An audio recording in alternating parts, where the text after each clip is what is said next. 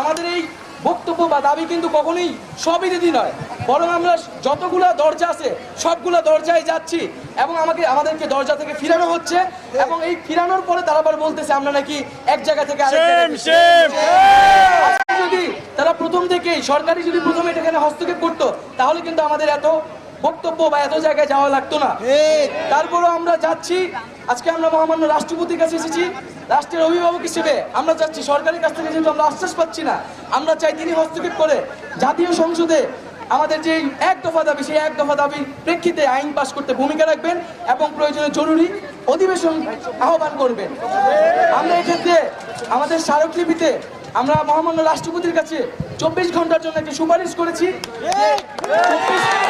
আগামী 24 ঘন্টার মধ্যে আমরা চাই সংসদে অধিবেশন ডেকে সেটার আইন পাশের জন্য কার্যকর ব্যবস্থা নেওয়া হোক অথবা অধিবেশন আহ্বান করা হোক।